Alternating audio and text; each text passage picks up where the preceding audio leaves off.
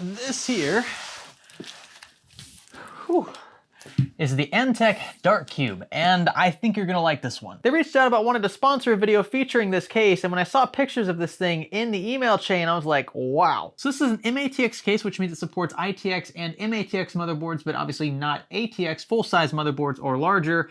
This is also an inverted chassis, which means everything's gonna be upside down, which I actually think is really cool. You don't see many cases like that, so any chance I get to building something this unique, I jump on it. And it also looks like it has really great airflow up front as well. Integrated RGB, it's a very sleek, stealthy looking case, so I think it's gonna make for a pretty cool PC build. Speaking of which, let's go ahead and take this thing out and show you what else we're gonna be building with. So I wanted to start with a side shot of the case so you can see the unique lines of the chassis. You can see this is shaped more like a parallelogram than a typical square, even though a square is geometrically a parallelogram. Not all parallelograms are squares, and in this case, the corners are not 90-degree angles. Everything's kind of slanted toward one side, and I really like that. It's unique. This is the front side here on the left. We're going to be installing the motherboard from the right side of the case because this is inverted again, but these kinds of cases almost always yield very unique looking builds, very different from your prototypical, mid-tower, everything's installed on the left side, etc., etc. This is going to be unique, and that's why I like building in these. You might even need to think outside the box a bit, so an extra challenge or two if you've been building pieces for a long time. A case like this might be the next step. Now, this front panel here you can see is optimized for airflow, but if you do want to swap this out with the included glass one, you can do that as well if you're going for more of an aesthetic play. I think this looks really cool though, as it is. It's not just a typical mesh front panel. You've got a bit of chrome in here. It's just a bit busier, and if that's something you're going for, I think this is right up your alley. And this left side panel, I think, just snaps in place, so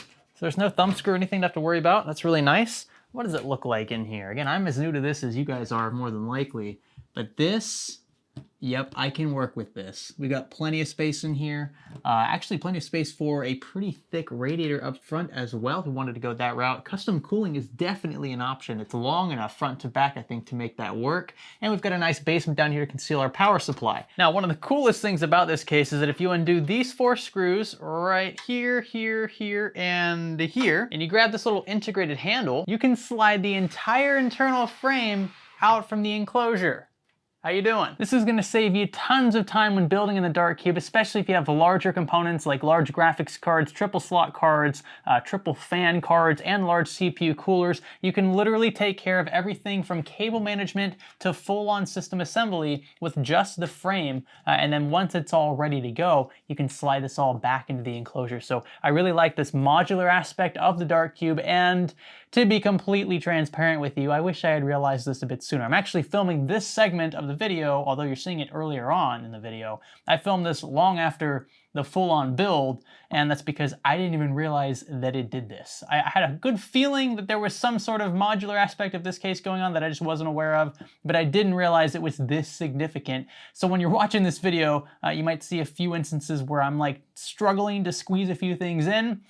Well, this would have solved all of that. So just a heads up, this is a super, super big selling point of the Dark Cube. It's one of the reasons why it is so easy to build in. So with that, as we're building, I'm gonna kind of show you some of the features of the case, because again, I'm gonna be learning as I go here, but I wanna see what a full-on PC build looks like in here at the end of the day. So again, let's talk about the other parts that are going into the chassis. And here's everything else. Now, this case is definitely premium. It is priced accordingly, so I wanted to pick components that we're a bit beefier. We have a Ryzen 9, almost a Ryzen 7. It's a Ryzen 9 3900 XT. It's a generation old, but bear with me. It's still a very, very competitive chip. We have an ADATA, it's a 1 terabyte NVMe drive. We have, what is this, 32 gigs? I don't even know what I pulled out. Yes, it's 32 gigs of beautiful G-Skill memory here. Check out how sick these look. For cooling, we've got a Dark Rock Top Flow 2, which I think is gonna look really cool in this case. We'll be able to see the fans from the right side. And we've got a B550M Plus we actually used in a recent video,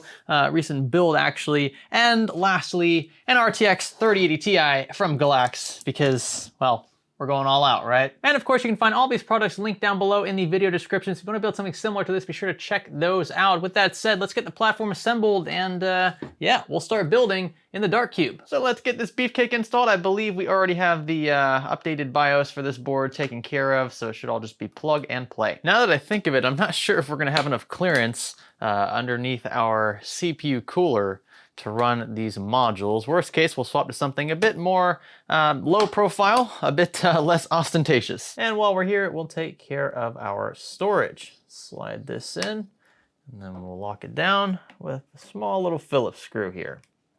If I can get it to thread in, there we go. And let's see, if we set the cooler like so, wow, there's actually plenty of clearance here for our RAM. That's really nice. So let's lock this down and we'll install these fans and connect them to the main board. So at this point, the platform is taken care of. I like how it's all super compact. You know, MATX and especially ITX builds, they have a special place in my heart because they're so unique in not only their form factor, but also how much power you can pack into such a small footprint. We are going to install this, of course, upside down, but first we need to take care of the rear IO shield. We all know this part of the process can be a bit of a pain when these aren't integrated. Actually, it's already in.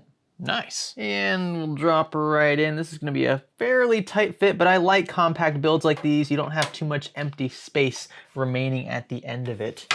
So this here looks to be rather situated now. Tighten down with the included screws. I'm going to take care of simple wiring first. You can see we've got a lot of front IO cables to take care of.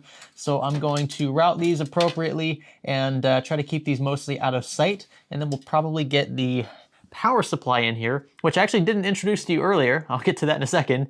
And then lastly, we'll take care of the graphics card. So we're gonna run pretty much everything behind the motherboard tray. I like to keep cables as concealed as possible, and the Dark Cube makes that quite simple actually, because there's a lot of space behind this tray for cable management. Also remove this storage tray. You get a 2.5-inch drive support as well as 3.5-inch drive support. So if you wanna put a hard drive in here or something, you definitely could, but we don't have either of those. We're just going with that NVMe I showed you. So I'm going to have these cables tied here, brought back around. So USB 3 is gonna go right here. Now that is looking clean. Now another hugely important piece of this puzzle is the power supply, and that's where the Neo Eco, this is an 80+ platinum rated power supply from Antec, comes into play. So this here is fully modular. It's pretty much all you could possibly want in a 750 watt power supply. It is extremely efficient. It comes with a really great long warranty, and it's gonna fit nicely in this case because of course it's Antec themed.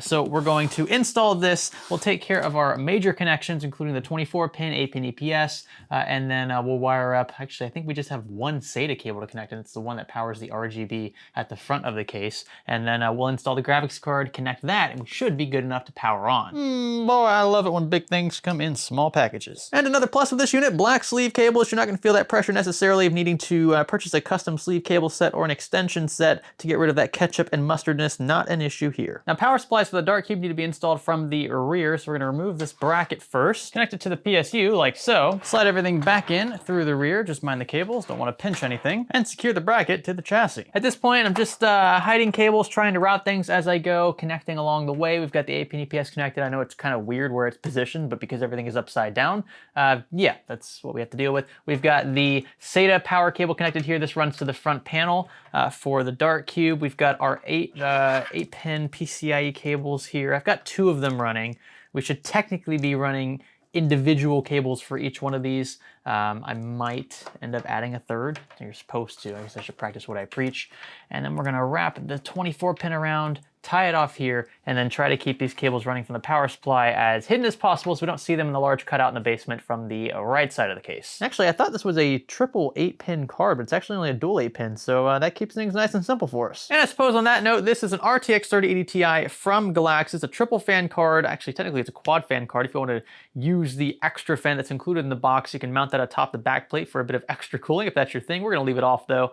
This is a pretty tall card, so it's gonna extend past the 2-slot barrier for sure. And despite it only having dual 8-pin supplemental power cables, it is one heck of a card. And I have really just kind of been waiting to use this in a build because most of the builds we put together aren't really just suitable for an RTX 3080 Ti. This one though is an exception. I'm making an exception for this because this Antec case is definitely premium, and so I want premium components inside, and if you want to go all out, a 3080 Ti is almost as good as it gets. It's always nice when case manufacturers know right where to include zip tie points. This case from Antec is no exception. It's done a great job here. And I'm not too worried about this bulk of cables either because there's so much clearance behind this motherboard tray. We're gonna be able to secure that left side panel, no problem. I think we're in now. I just push further in, hopefully don't bend anything.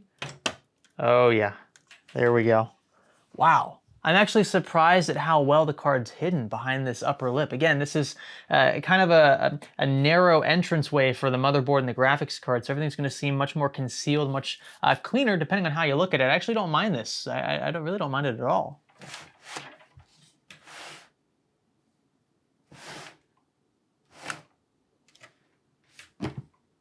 That's what I get for not reading the manual. This makes perfect sense now. This entire frame slides completely out of the shell. The shell's actually quite nice, made of aluminum in the sorts, but this just makes a lot more sense. So yeah, you're seeing me struggle a bit earlier in the video. Sorry, Antec. Anyway, mega cringe moments aside, we don't need screws back here apart from the 2 thumb screws that hold this little plate in place, because the plate itself is actually what's propping the card up. And it, yep, that's very sturdy. That's not going anywhere. So the graphics card is locked in place. Now we just need to connect PCI power. Now we're just gonna pull these daisy chained 8 pins back, and we're using 2 separate cables, which is recommended for cards of this caliber, direct from NVIDIA. We're gonna pull on this zip tab or zip tie here, kind of run these back so they're a bit out of sight, out of mind for a cleaner look. And of course we'll cut the zip tie down. Clean up just a few more things back here. And I think we're ready to install the left side panel. Let's see how easy this locks into place. Wow, that's it. There's so much space back here. This shouldn't be an issue at all for really any builder. And after adding a couple fans up front to take advantage of that perforated front panel, I think we are ready to go. So I've got it connected. We're gonna flip the power supply switch on. We're gonna see how it goes. Everything looks good so far. I should probably get a screen out. And there's our post. Always a good start seeing the screen here. And would you look at that, scoring better than 99% of all submitted results in 3D More Time Spy. We didn't even overclock the CPU. In fact, I actually disabled Precision Boost Overdrive. I didn't even want it to clock too high. I haven't really tweaked fan curves or anything, but the system is extremely quiet. Now, to be fair, one of the reasons why we scored so high is because not a lot of people have been able to get their hands on 3080 Ti's and 3090s and cards in this price range that score very high in these tests. So it's a bit unfair to use that metric now that I'm thinking about it. And that's why I don't really like using cards like these in an environment where most of my viewers can't get a hold of them, at least for decent prices that are around MSRP. Nonetheless, the system is certainly capable, and even if you're pairing it with 1 or 2 generation old CPU architecture, it's still one heck of a PC overall for gaming. So I'm quite thrilled that the build turned out as nice as it did. I was a bit skeptical about the inversion, I'll be honest with you. I've built a couple other inverted builds, and you know, you see the upside down text and things, and it just doesn't sit right with my OCD. But in this case, since we've gone with a top flow cooler, at least with the system on, you can't really see upside down text really at all. The only upside down text that's slightly visible is on the graphics card, but most of that's covered by the upper lip of this case. So it actually worked out nicely there. If you were just glancing at this rig, you probably wouldn't even notice that it was inverted. I'm a huge fan of the way the front of this case looks. Again, being able to kind of mix the aesthetic and functional plays into a very cohesive chassis is not an easy thing to do. And many case manufacturers have been struggling to kind of teeter on both sides of that. It's like, do you want a front glass panel? Okay, well then you're gonna compromise airflow. Oh, you want a mesh front panel? Okay, well it probably won't look as pretty. Well, Antec's solution to that is this really cool, almost diamond-like design, and I think it plays really well here. Other noteworthy features, of course, the fact that you can slide the internal frame out from the enclosure. I don't know how I missed this, because it literally just takes 4 thumb screws at the rear, and then you have a dedicated handle so you can slide the whole thing out. I don't know what I was thinking, why I didn't notice that. I mean, it was already easy enough to build in it, so it's not like I was like wondering what I was missing, but at the same time, the fact that you can remove it just makes it that much easier than it already was. You've got plenty of cable management space behind the motherboard tray. That is always a huge plus when it's just super easy just to stuff cables back here, not have to worry about shoving that right, or in this case, it'd be a left panel, back into place.